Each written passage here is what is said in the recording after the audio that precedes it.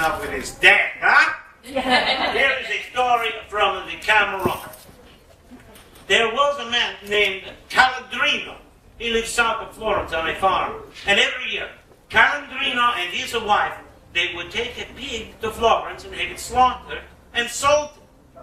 Well, one year, Calandrino's wife, she don't feel so good. You know what I mean? Women troubles. So she said to Calandrino, "You take that pig to Florence and you have it slaughtered and sold it. And I don't want to hear that you lost all your money. And I don't want to hear that you went out drinking all night with your friends Bruno and Marco. And most of all, I don't want to hear you are playing patty fingers with any women." Well, Calandrino, he went immediately off to Florence because he was the sort of man who felt that a marriage sometimes benefited from a separation. But he had to come back because he had forgotten his silk purse with all his money in it. But then he took off again. But he had to come back again because he forgot the pig. Finally, he set off for Florence. Well, meanwhile, his friends, Bruno and Marco, they heard that he was going to Florence without Tessa, so they decided to follow him. Well, everyone got settled into their different lodgings. And Bruno and Marco, they went over to the inn where Calandrino was staying, and they acted all surprised to see him. "Oh, Calandrino, what are you doing in Florence? Oh, without your wife, Tessa?" Bruno said, "I got an idea. Let's sell that pig of yours, and we'll just have fun for a few days, and you can tell Tessa that it was stolen." And Calandrino says, "Oh, no, I couldn't do that. She would find out. She would make me sleep in the pigsty again." Well, they went back and forth, and finally Bruno, he gave up. So Calandrino went off to find a butcher to slaughter and salt the pig the next day. And Bruno said to Marco, "I got an idea. Let's steal that pig, sell it, and then you and I can have fun without Calandrino." "Well, that's fine," said Marco. "But how?" "I got an idea." So Marco took Calandrino out later that night for a glass of wine. And after one glass, Calandrino said, "Well, I really have to stop, because otherwise Tessa will find out and she'll make me sleep in the pigsty again." But Marco offered to buy another. And so Calandrino agreed. And then another and another, because the truth is, Tessa was really right. Calandrino, he was a bit of a, what do you call it? Comes teaching again. Souse. Yes, so, long into the night they keep drinking. But meanwhile, Bruno, he goes over to the inn and he sweet talks the innkeeper's wife, and they find someplace private. And after a time, or a few times, she falls asleep. So he sneaks off. He steals the pig, he sells it, and he comes back to the innkeeper's wife and he wakes her up to see if she needs anything. She did. Well, by the next morning, everybody had found a way to their own bed. Calandrino, he woke up with a head like a melon. He had to check on the pig, so he goes down to the sty, and the pig is gone, and he starts screaming and crying. "Oh, no, the pig! My pig's been stolen! My pig's been stolen!"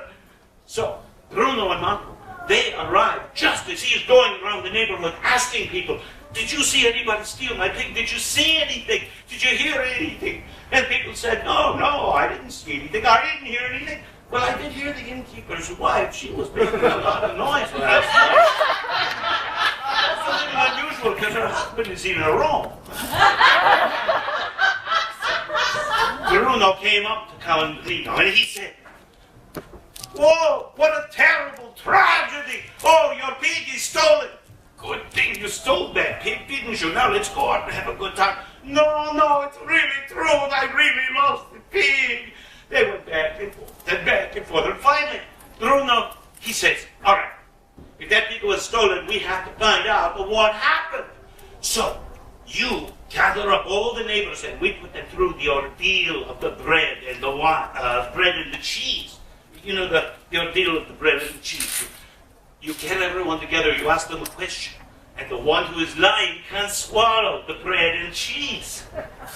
says, you gather everybody up and you tell them, oh, but if you tell them that we're giving them bread and cheese, they'll know they're going to the ordeal. So you tell them we're going to get the sweetest sweets they ever tasted. Well, Calandrino, not thinking things through very clearly, the difference between sweets and bread and cheese, said, okay. So Bruno said, give me some money, I'll go buy some sweets. Bruno went off to buy some sweets while they gathered the neighbors. He went to go to Decameron. He bought a bag of sweets, but he also had the man make up a pill out of bitter herbs and aloes, and they coated with a candy coating. He took these back to the inn, and the people who were all gathered in, he said, hey, which of you stole Calandrino's pig? Oh, I didn't hear anything. I didn't see anything. Well, there was the innkeeper's wife. All right, you all line up. And he started pumping candies into the people's mouths. And he said, Calandrino, you, just to show your good faith, you stand in the line too. And when he gets to Calandrino, he pops one of the bitter pills in his mouth. He keeps going. And then he hears this coughing and spitting behind him. And he sees Calandrino can't swallow his pill. He says, oh, something must be wrong. We'll try this again. So he pops the other bitter pill in his mouth, and the same thing happens. So Bruno said, oh, well, something must be wrong here. All of you other people, you go home. We take care of this. And he says to Calandrino, you sly dog. You did sell that pig, and you've been making merry without Marco and me. Well, I'll tell you what. Either you give me your silk purse with all your money in it, or I am going to tell Tessa that you were out drinking all night with the Marco, and I'm going to tell her that you lost the pig, and most of all, I'm going to tell her you spent the night with the innkeeper's wife. But Calandrino was so befuddled, he didn't know what to do. He gave Bruno his money, and then he went back to his farm near Florence. And yes, that night, Calandrino did sleep in the pigsty again. But that night, Bruno and Marco went out feasting and drinking on Calandrino's money. And Bruno turned to Marco and he said, you know, there is one thing we learned about the city of Florence today. You can make a silk purse out of a sow's hair.